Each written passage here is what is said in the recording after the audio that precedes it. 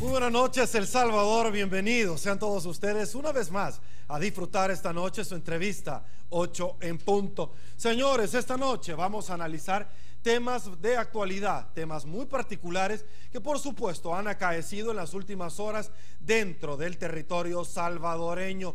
Uno de ellos es que la Sala de lo Constitucional de la Corte Suprema de Justicia deja sin efecto la medida cautelar que inhibe a 24 diputados dentro de la circunscripción territorial de San Salvador para llegar ya a la Asamblea Legislativa y por supuesto instalarse y tomar posesión. También desde el día de ayer hemos visto nosotros donde diferentes miembros que aspiracionalmente quieren llegar a constituirse como magistrados del Consejo Nacional de la Judicatura han llegado precisamente a las instalaciones de este ente colegiado para vertir cierta información bajo el esquema de la última resolución de la Sala de lo Constitucional, donde mandata a este ente colegiado a realizar en determinada forma las entrevistas para vertir determinada información. Para abordar, señores, este tema con gusto, esta noche le damos la bienvenida a dos doctores, a dos miembros, a dos juristas muy importantes en nuestro país. Uno de ellos es el doctor René Hernández Valiente, ex magistrado de la Corte Suprema de Justicia. Y por supuesto también los dos caballeros que nos acompañan esta noche son miembros del Instituto Iberoamericano de Derecho Constitucional, sección El Salvador, quien designó una comisión de 5 miembros para vigilar el proceso de cumplimiento al interior de las instalaciones del Consejo Nacional de la Judicatura. Le damos la bienvenida al doctor René Hernández Valiente. Doctor, buenas noches, un gusto tenerlo en su casa nuevamente. Un gran gusto cooperar con ustedes. Gracias. También con gusto le damos la bienvenida al doctor Enrique Anaya Barraza, abogado de la República y también miembro de este instituto. Doctor, un gusto también tenerlo en su casa. Gracias por acompañarnos. Gracias por la invitación, Sergio. Gracias a los dos. Señores, saludamos a quien gentilmente hace posible noche tras noche el primer segmento de esta, su entrevista 8 en punto, como lo es Banco Agrícola.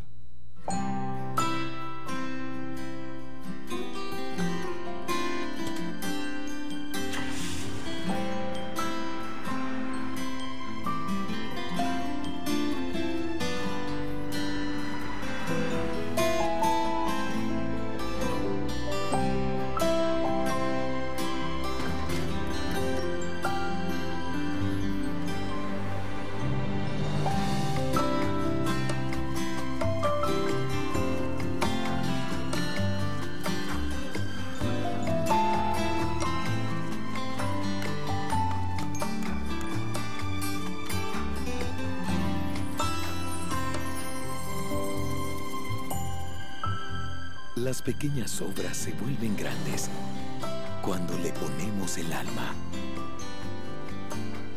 Banco Agrícola, El Salvador, cuenta con nosotros. Y bueno, señores, arrancamos este análisis con estos dos caballeros, señorones, de esta noche y por supuesto sobre la resolución que se esboza, que se emite y que bajo el principio de publicidad se da a conocer a todo El Salvador entero. Sala de lo Constitucional deja sin efecto medida cautelar que inhibe a los 24 diputados a tomar posesión. Vamos a compartir ya en segundos extractos de esta resolución de lo más importante, por supuesto, y lo tenemos nosotros acá para que usted lo pueda conocer un poquito. Tiénese por recibido el informe en el que constan los resultados de recuento de votos practicado por el Tribunal Supremo Electoral, con base en el cual se determina quiénes son los 24 diputados electos para la circunscripción territorial del departamento de San Salvador. 2.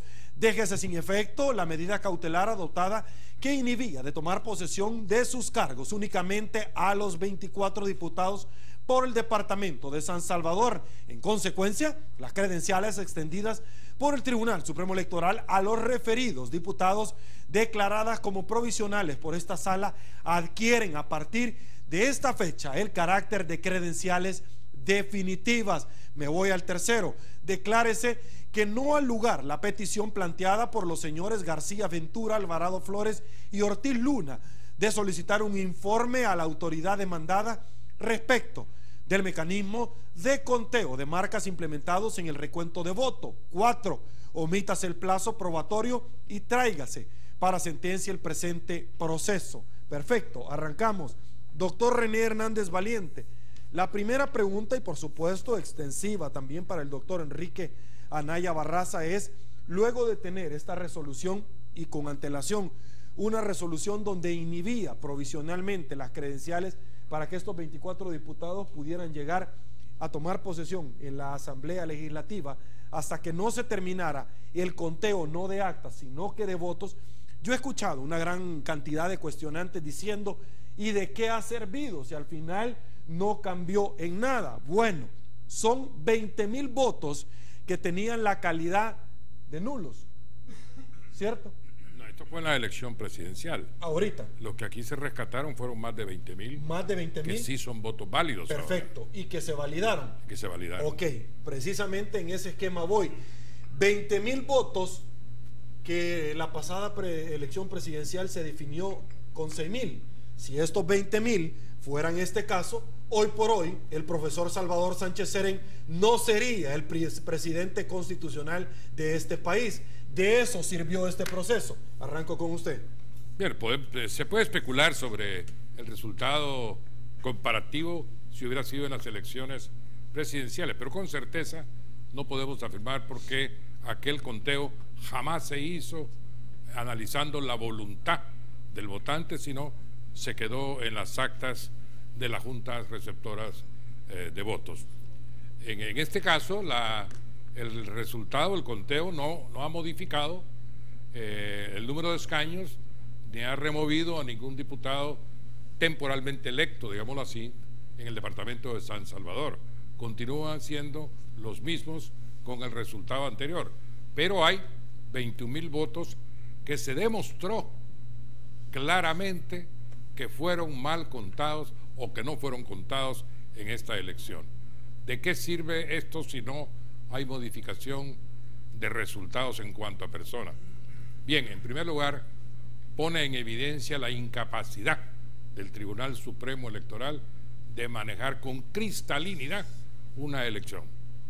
La negativa sistemática, especialmente la presidencia del Tribunal Supremo, a contar los votos por votos, abriendo las urnas, cuando se le solicitaron insistentemente, se les solicitó varias veces por distintas formas, demuestra que el pueblo tenía razón, ellos no. Demuestra que fueron incapaces de manejar una elección para encontrar la voluntad del pueblo, y demuestra por otro lado que hay mucha parte del sistema electoral, cómo se manejó, adolece de vicios e irregularidades que deben ser corregidas obviamente desde la Junta Receptora de Votos. Que en las papeletas descalificadas se encuentren votos válidos, me parece que ahí hay un control perverso de parte de algunos representantes de partidos políticos o de juntas receptoras de votos para que los resultados no fueran los que ellos anotaban en las actas. La credibilidad de las actas es ninguna. Ningún ciudadano puede creer que las actas reflejen lo que las urnas contienen. Ese es el resultado positivo. ¿Qué prevaleció? La voluntad del votante. Perfecto, le traslado la misma pregunta al doctor Anaya Barraza. ¿Cuál es su opinión? Yo creo que la medida cautelar se ha producido un gran cambio. Y el cambio lo vamos a ver, creo, desde una perspectiva primero del ciudadano. Se le ha dado vigencia al derecho constitucional al sufragio activo, que es mi voto como ciudadano cuenta. Es decir, yo ciudadano, me levanté temprano, hice la fila, fui a votar, me asolié y ese voto cuenta. Por lo tanto, eso no es despreciable. A mí me preocupa francamente esa línea de opinión de decir, sí, no pasó nada, no pasó nada. Sí ha pasado y bastante. Son prácticamente 21,000 votos más válidos que habían sido descartados. Y segundo punto, de una perspectiva objetiva, y la sala ocupó una expresión en su anterior resolución que era conocer la verdad electoral. Es importante recuperar la credibilidad, pero que tiene que ser que el trabajo del tribunal debe reflejar, debe demostrarnos cuál ha sido la voluntad del pueblo, porque no es lo mismo 10, 5, o sea, no es lo mismo, por inventarme una cifra, pues no, 400,000 votos que 420,000, no es lo mismo. Por lo tanto, creo que sí ha sido importante y me parece que no debe de menospreciarse, digamos, esta situación de decir, si al fin y al cabo quedaron los mismos diputados y son, me parece que hay una lección aprendida, o debe de aprenderse una lección en el sentido que deben de mejorarse de forma radical los mecanismos del conteo de votos, sobre todo en el punto de origen, en las juntas receptoras de votos. Y sobre todo, y la otra lección que debe aprenderse, es que el Tribunal Supremo Electoral no puede simple y sencillamente abandonar su responsabilidad y decir, ah, no, allá lo que pasa en la junta receptora yo no tengo nada que ver, yo solamente agarro las actas como vienen y yo cuento. Y si esa acta que tenía un máximo de 500 votos dice 0, ah, pues ni modo, es lo que dice el acta. O dice 1200, ni modo. O sea, no puede llevarse, me parece, hasta esas consecuencias.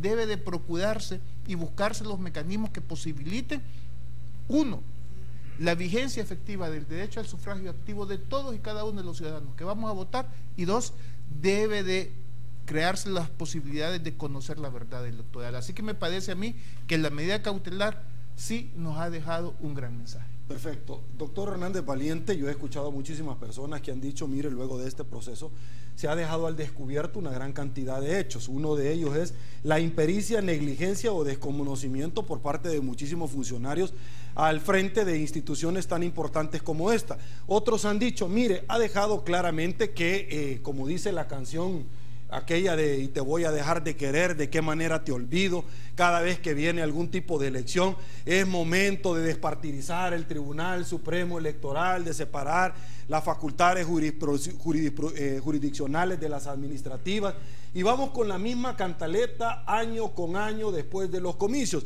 Yo le pregunto a usted, ¿verdaderamente, doctor, ha quedado esta clase política al descubierto, que está más pendiente de quitarle facultades, y lo voy a decir así con nombre y apellido, a la Sala de lo Constitucional de la Corte Suprema de Justicia, que de dejar el poder de verdad y el control del Tribunal Supremo Electoral y salirse de una vez por todas ya del control de este?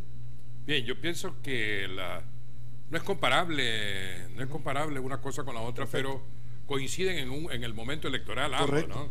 Ya vamos a hablar de eso. Por un lado tenemos un resultado de un conteo de urnas voto por voto, en donde triunfó la justicia electoral contra la mentira que se contenía en los resultados que manejaba el Tribunal Supremo Electoral. Y la mentira electoral tiene también otro adjetivo, es fraude. Como quiera que usted lo vea, es fraude. Por lo menos es un engaño al pueblo cuando usted le da cifras que no son las que el pueblo produjo. Hay una estafa social al pueblo, y así la catalogo yo, ¿no? Ahora, que por otro lado tengamos actitudes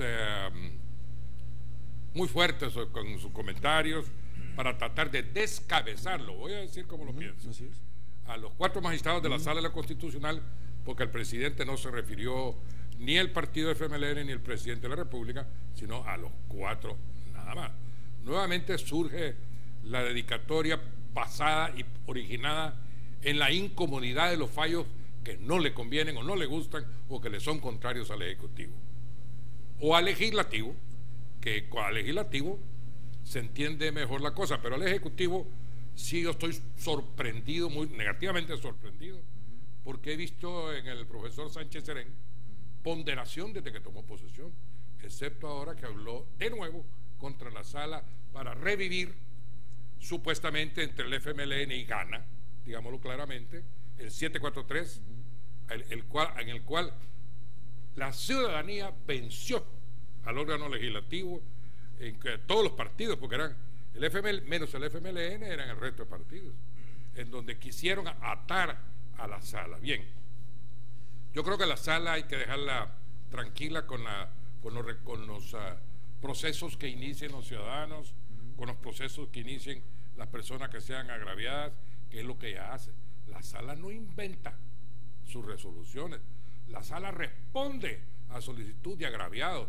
La sala responde a solicitud de ciudadanos que se sienten incómodos por leyes inconstitucionales.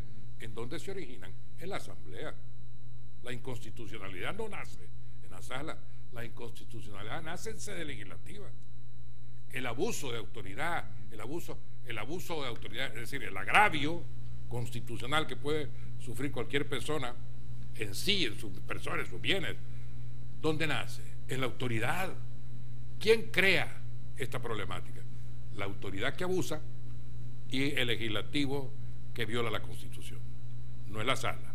Aquí hay una confusión de términos que se está aprovechando, y lo diré también como lo pienso, demagógicamente, del lado de la Presidencia de la República y el partido FMLN. Perfecto. Es momento ya de despartidizar de una vez por todas, doctor Anaya Barraza, el Tribunal Supremo Electoral, entre otras instituciones de este país.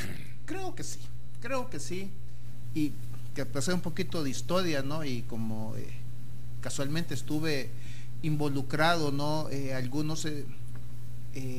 Este servidor promovió la demanda de inconstitucionalidad contra el nombramiento del señor Chicas como presidente del Tribunal Supremo Electoral, precisamente por estar afiliado a un partido político, ¿no?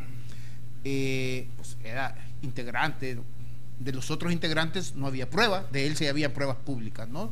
Y pues como abogado no me gusta especular, aunque uno puede identificar, pues ahí tenemos las pruebas. Pues quizás, no sé si habría que comenzar a dar los pasos de comenzar a despartidizar, o vamos a ponerlo en positivo, a ciudadanizar el resto de los organismos electorales. Juntas receptoras de voto, juntas municipales, juntas departamentales. Quizás habría que comenzar a dar esos pasos, ¿no? Y no quedarnos solamente, digamos, en la cúpula de los partidos. Quizás habría que comenzar a día de ahí. Y yo sé que, digamos, en el actual esquema y la estructura que tiene el Tribunal Supremo Electoral, no es posible la separación desde la perspectiva legal, porque son 5 y de acuerdo con el Código Electoral, y eso en principio necesitaría reforma constitucional, la cual ya sabemos tiene que ser planteada por una legislatura, aprobada por la otra, no se podría hacer en el cortísimo plazo, pero hay algunos que al menos hemos estado reflexionando que quizás sea posible que desde la perspectiva de la reforma del Código Electoral solamente sea posible separar funciones, distribuyendo funciones entre los magistrados. Existentes. Entre ellos los ya existentes. Dos magistrados que lleven la parte administrativa, que de todos modos se mida cada 3 años, y 3 magistrados que lleven la parte jurisdiccional. O sea, habría que sentarse, habría que verlo, y eso sí nos permitiría hacerlo en el muy corto plazo. ¿Y usted cree que eso en algún momento podría detener 2 señalamientos de magistrados que han dicho, no señores, esto no se puede, y nosotros estamos valorando del Tribunal Supremo Electoral la posibilidad de mejor retirarnos, renunciar, porque aquí los partidos políticos son los que mandan? Pues hay que hacer la lucha, me parece, para poder intentar cambiar las cosas desde la trinchera donde uno está. Perfecto. Vamos a una pausa, quédese con nosotros, volvemos.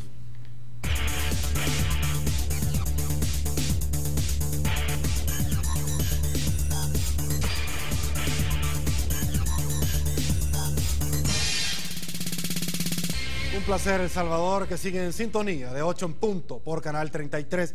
Bueno, déjeme comentarle que lo que abordamos en el primer segmento, precisamente de la Sala de lo Constitucional de la Corte Suprema de Justicia, había dejado sin efecto la medida cautelar para que los 24 diputados tomaran posesiones sobre los cargos en votación pública. En las pasadas elecciones hay reacciones, y uno de ellos, por supuesto, en las diferentes redes sociales, se lo pedimos a nuestra productora Georgina García, es el diputado Guillermo Gallegos, que en su cuenta de Twitter ya adelanta acá precisamente que este próximo jueves 14 de mayo tomaremos posesión en la Asamblea Legislativa los diputados por San Salvador.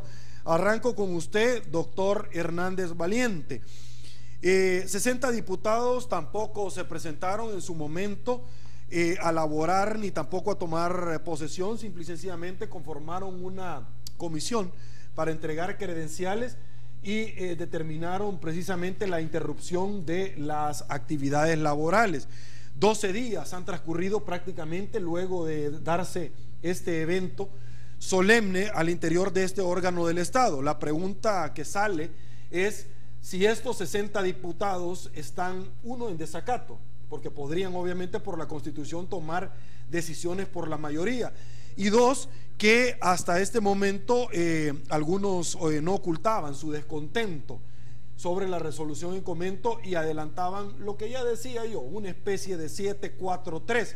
Sin embargo, una de las autoridades en este país, jerarca católico, José Luis Escobar Alas, si ustedes pudieron ver en un rotativo de esta semana, prácticamente el día lunes, luego de la homilía tradicional que oficializa los días domingos, dejó categóricamente expresado que las resoluciones de la sala se deben de respetar. Arranco con usted. Bien, yo pienso que la negativa a integrar la Asamblea Legislativa con 60, como les dijo la sala que podían hacerlo, y ahí no hay un mandato, se llama en buen castellano politiquería. En realidad yo no puedo opinar sobre politiquería porque se va a llamar solidaridad, pero ¿solidaridad contra qué? Si la sala simplemente les dijo, con 60 se pueden integrar, pueden obtener mayoría y hasta mayoría calificada pueden obtener. Y desacataron no a la sala, sino un artículo de la Constitución que les manda que tenían que tomar posesión el día 1 de mayo. O sea que la desobediencia no es contra la sala. Si les vamos a pedir cuentas, no le pidamos cuentas por desacato a la sala de lo constitucional, sino por desobedecer esa disposición constitucional que es mandatoria para ellos. Por eso yo digo que esta medición de fuerzas o marca de territorio que está haciendo la Asamblea al no tomar en cuenta la facultad que la sala les da de integrarse con 60, no tiene ningún valor jurídico a mi juicio, excepto la violación a una disposición constitucional. En redes sociales he esbozado una frase que por parte de mi productora Georgina García, que está muy pendiente de tomar lo más relevante de lo que estos caballeros y por supuesto noche tras noche se emite. Usted dijo: la mentira electoral es fraude, hay una estafa social. René Hernández Valiente, Reyerazo, le pregunta a usted, ¿entonces fue negligencia o complicidad? ¿El cuál? Bajo el esquema que usted estaba planteando, precisamente la valoración del trabajo del Tribunal Supremo Electoral y el que no querían cumplir precisamente es que no fue complicidad, es autoría. Okay. Es decir, el Tribunal Supremo Electoral se negó a hacer el conteo de votos voto por voto, y se negó en el 2015, se negó en el 2012 con otra integración, solo uno estaba ahí. Pero ahora no es complicidad, como dice el amigo que nos manda el mensaje, no. Es autoría porque ellos decidieron no abrir los votos que al final la sala les mandó y les demostró que la sala tenía, que el impetrante, el que solicitó, no sé si fuiste tú, pero el de voto por voto tenía razón. 21,000 votos es una enormidad de votos nuevos que surgen de ese fraude de mesas electorales. No podemos llamarlo de otra manera. Fue el doctor Félix Ulloa, me parece a mí, que fue el que interpuso. No podemos llamarlo de otra manera. Y no es complicidad. Hay responsabilidad directa. Perfecto. Ahí la respuesta, Reyerazo. Lo más importante en 8 en punto es precisamente gente como usted que opina. Voy con usted, doctor Enrique Anaya Barraza. Y quiero traer a colación, voy a parafrasear en alguna medida sobre lo que emitió el señor presidente de la República, al cual usted hacía referencia, en decir precisamente a esta medida cautelar de que la Sala de lo Constitucional estaba siendo responsable en alguna medida directa o indirectamente de todo el andamiaje delictivo de nuestro país, porque no se podían tomar decisiones tan oportunas y rápido como normalmente nos tienen acostumbrados los diputados de la Asamblea Legislativa a tomarlas en pro de la ciudadanía, así como cada vez que hay algún asueto o se tienen que poner de acuerdo con un puente o aumentarse el sueldo, etcétera, etcétera. Por favor. Yo creo que aquí lo responde de forma contundente el artículo 123 de la Constitución. Dice: la mayoría de los miembros de la Asamblea será suficiente para deliberar. Digamos, yo por supuesto no soy un literalista de los textos normativos, pero ese creo que es lo suficientemente claro para que decir la mayoría.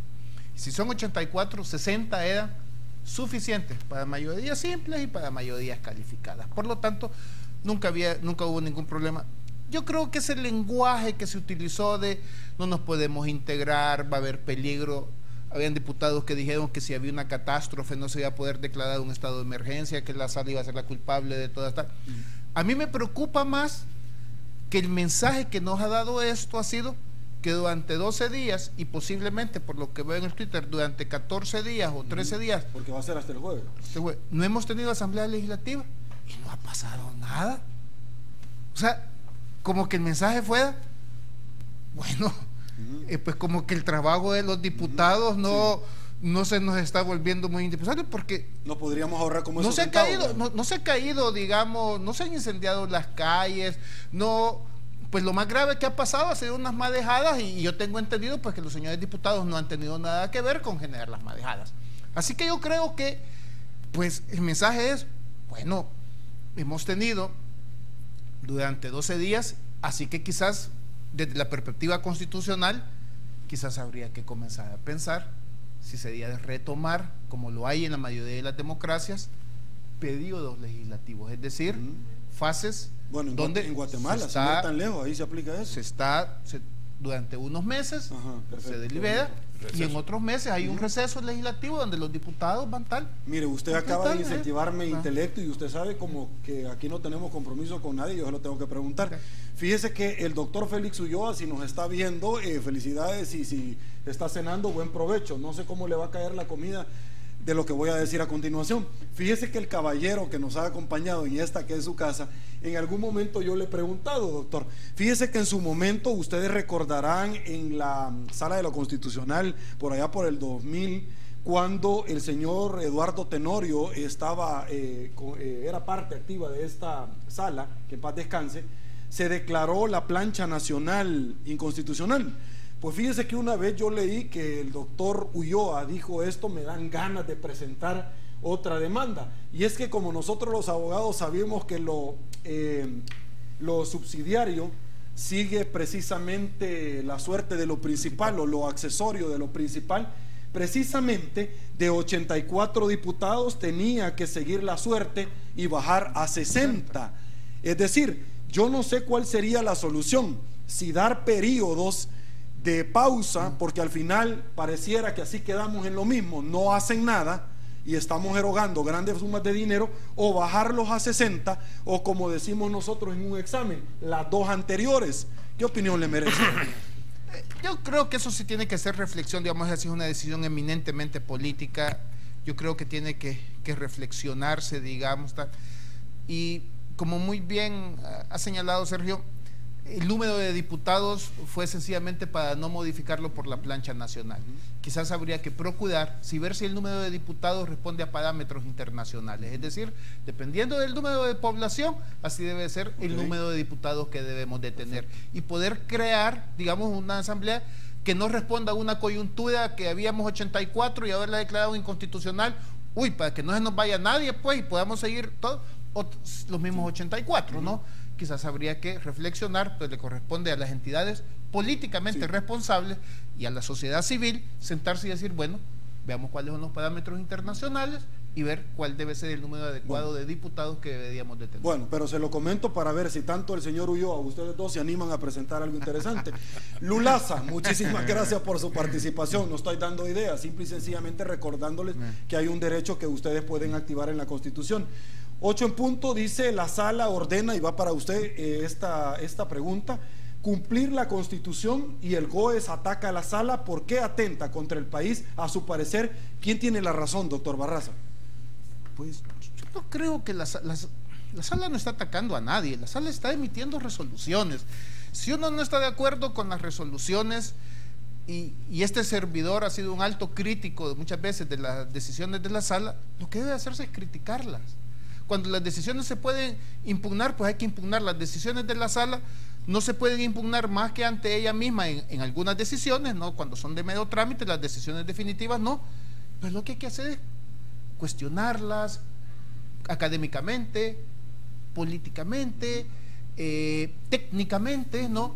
Sin embargo, aquí siempre hay unas lecturas, me parece, excesivamente a blanco y negro, ¿no? Es decir, la resolución no me gusta y ni siquiera cuestiono la decisión.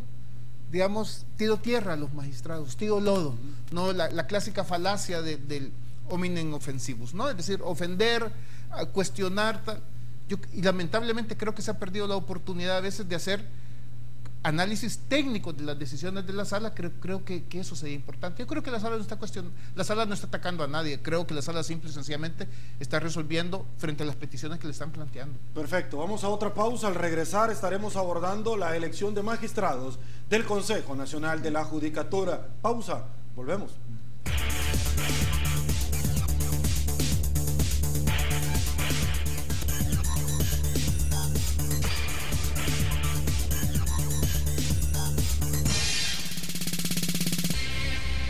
Ya estamos de regreso, señores. El tercer segmento de su entrevista 8 en punto es gracias a la fina cortesía de ACOVI, de RL. Continuamos.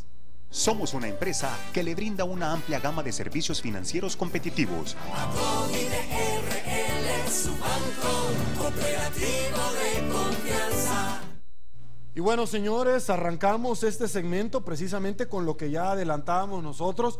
Se está realizando por resolución de la Sala de lo Constitucional de la Corte Suprema de Justicia la elección, señores, de los candidatos, 15 en total, que se van a sumar a los otros 15 que ya elegimos los abogados en su momento bajo una votación pública.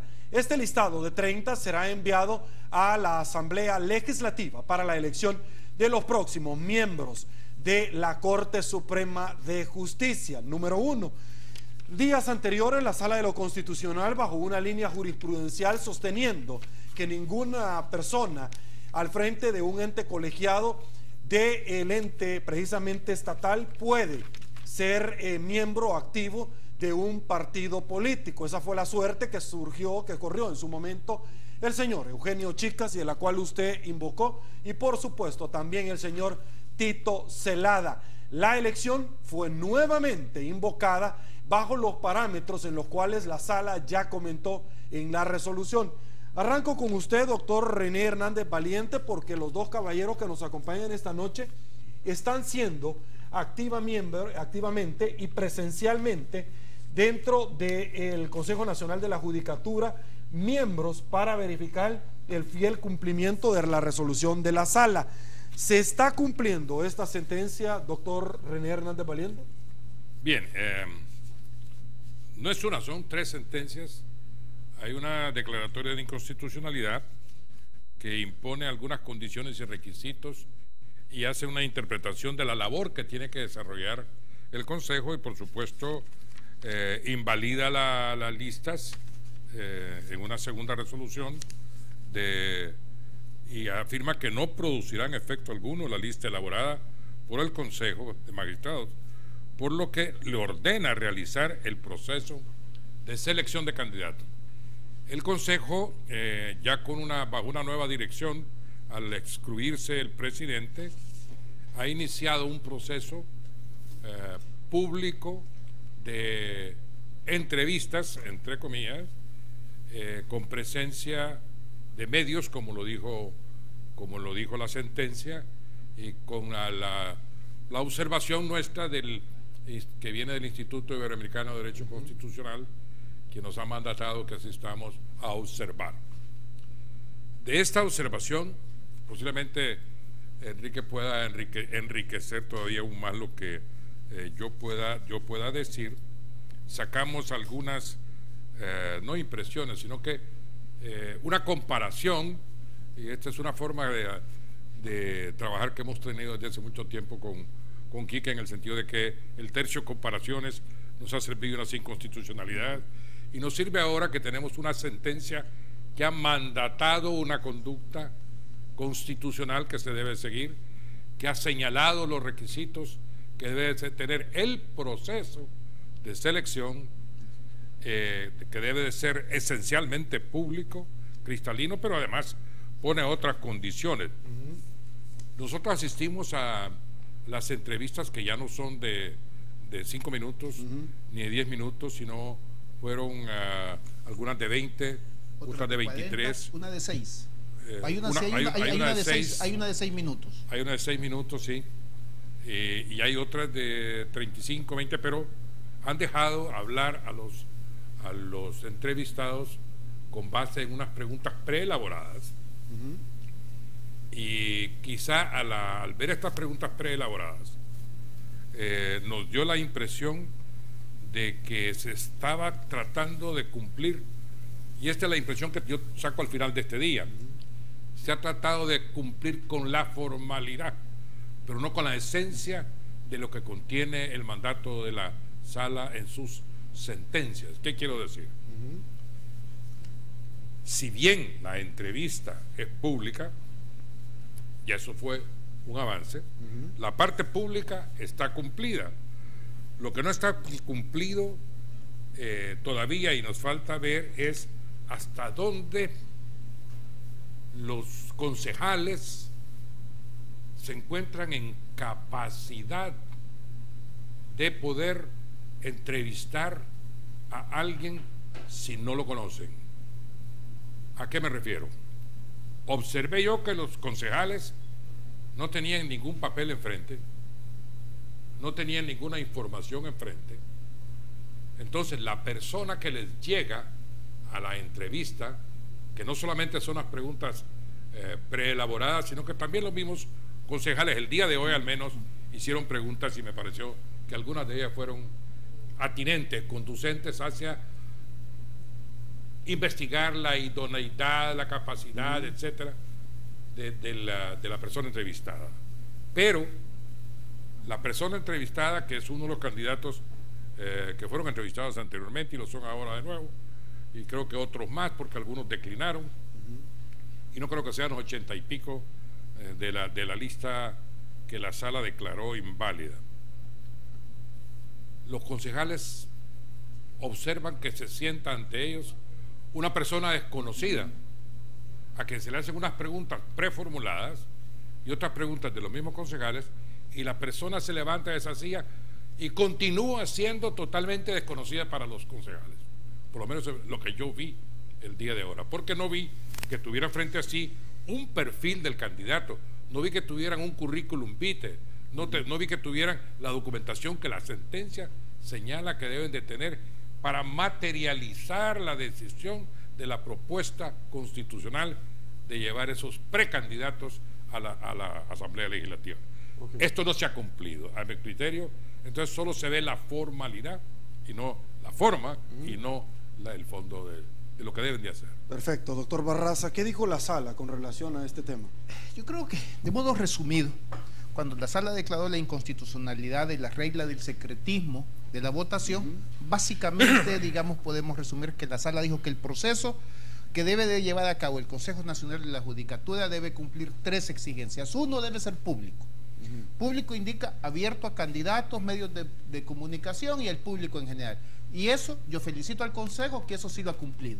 Es sumamente fácil, y yo invito a todo interesado y hago un llamado a todos los abogados y abogadas del país que lleguen al Consejo.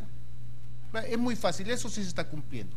Segundo requisito, debe ser transparente. Y la transparencia, la sala dijo, debe ser a través del acceso a la información y documentación presentada por los candidatos. Y eso no ha sido posible. O sea, no está en el sitio web, digamos, la información de los candidatos. Y eso es indispensable, porque solo para comentarte un tema. Por ejemplo, hoy un aspirante a candidato, porque todavía no es un candidato, dijo que él tenía 5 especializaciones. 5. Dije yo, vaya, este es Orson Welles, porque escribe el guión, dirige la película, la actúa, hace la música y también la edita, ¿no? Entonces, ¿cómo que 5 especializaciones? Entonces tendría que tenerse el documento y decir, bueno, y preguntarle, mire señor, ¿en qué fundamenta su especialización? Dijo que es especialista en derecho procesal, derecho penal, tal. Debe existir acceso a la documentación presentada por los candidatos. Entonces se está cumpliendo con la publicidad, pero no se está cumpliendo con la transparencia. Y en tercer lugar, la sala dijo, el procedimiento debe ser adecuado para verificar la cualificación técnica, profesional y personal de los candidatos. Eso tampoco se está haciendo. Creo que entonces, si bien es cierto que el Consejo pues a regañadientes, porque hasta pidió la revocatoria, está haciendo, digamos, cumpliendo con los requisitos. Creo que este proceso tiene algunas falencias o deficiencias. ¿Cómo se establece? Porque a mí lo que pasa es que cada vez que ustedes hablan a mí me incentiva el intelecto.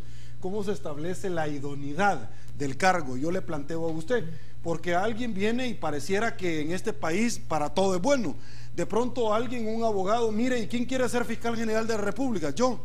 Mire, ¿y quién quiere ser superintendente del sistema eléctrico en nuestro país y de telecomunicaciones? Yo. Y también va para la Corte de Cuentas de la República. Cualquier similitud, simple y sencillamente una coincidencia. Es decir, ¿cómo se plantea esto de alguien que anda tratando de amenizar por todos lados y pareciera que está más empeñado en un cargo público y todas las mieles del placer que en servirle de verdad al Salvador? Definitivamente hoy está sumamente tecnificado los mecanismos para selección y reclutamiento de personal, y sencillamente hay eso.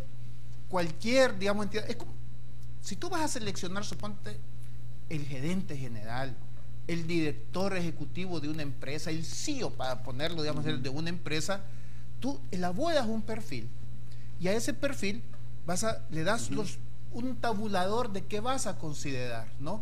Y en este caso, por ejemplo, todavía no es pública la documentación, todavía no son públicos cuáles van a ser los criterios de evaluación. La sala dio un listado, dijo 10 años de experiencia, dijo 5 años de docencia e investigación, haber escrito 2 libros de utilidades a la comunidad jurídica. Entonces se hace una tabulación y le empieza a dar valores, y le das valores para decir qué voy a tomar, cuántos puntos le voy a dar, digamos, a la experiencia, cuántos puntos le voy a dar a la formación, cuántos puntos le voy a dar a las publicaciones, porque no es lo mismo, digamos, que alguien haya publicado algo en una revista no de la universidad, o que haya publicado, digamos, en una revista de mera divulgación jurídica, no voy a decir nombres, no, a que haya publicado un texto, que haya publicado un libro, ¿no? Entonces deben de haber los parámetros, cuánto valor va a tener la entrevista. Eso no se está haciendo, y además de eso, francamente, y en línea con lo que decía el doctor Hernández, francamente son las entrevistas más raras que he visto en mi vida. ¿Por qué? O sea, es que no parece entrevista, porque una entrevista, ¿qué es? Una entrevista es un mecanismo de charla para obtener datos relevantes. ¿Qué es eso? ¿Una toma de café? No, es responder un cuestionario. Y ellos mismos, cuando le contestaron a la sala, cuando le pidieron la revocatoria, el consejo dijo que la entrevista había consistido en responder un cuestionario. De un cuestionario, por ejemplo, por eso es que ha cambiado, ha sido muy variable, donde ha habido entrevistas de 6 minutos, entrevistas entre comillas, ¿no?, de respuestas, digamos, examen a un cuestionario de 6 minutos y otro de 45. ¿Por qué? Porque, digamos, la primera pregunta es igual para todos, que además de eso es una pregunta me parece pésimamente formulada, que dice: ¿en qué corriente del pensamiento jurídico usted se ubica y por qué? Alguien se siente y dice: yo es positivista, punto. Ayer, por ejemplo, una persona, yo nunca había oído, dijo que era pacifista. O sea, esa corriente de pensamiento yo no sabía que existía. Entonces, sencillamente con una palabra. Y otros comienzan a dar todo un discurso sobre cuáles son las corrientes del pensamiento desde Francia, desde Grecia. Entonces, las preguntas, además de mal elaboradas, permiten esa generalidad. Y sobre todo, se están haciendo preguntas que yo porque no soy mal pensado. Pues hay algunas preguntas que me parece que no tienen el propósito de determinar la idoneidad del candidato, sino que me parece que quieren ver cuál es la postura del candidato, francamente, frente a las decisiones de la Sala de lo Constitucional. Porque muy peculiarmente se están haciendo preguntas, ¿cómo decirlo? ¿Cree que lleva un mensaje subliminal? Pues yo nunca he sido mal pensado, sí. yo creo que todos somos muy buena gente, tal, pero al menos me llama la atención, digamos, como académico. ¿Por qué? Porque si actualmente en el proceso de elección no va a haber ningún magistrado en la Sala de lo Constitucional, ¿por qué preguntarle qué piensan de la amnistía?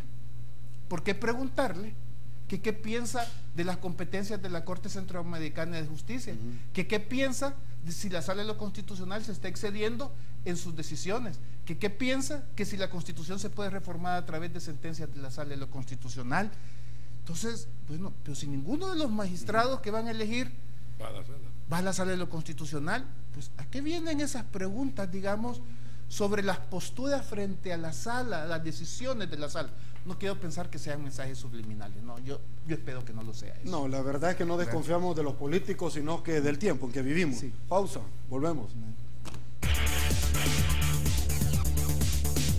Agradecemos a estos dos caballeros que muy gentilmente nos han acompañado.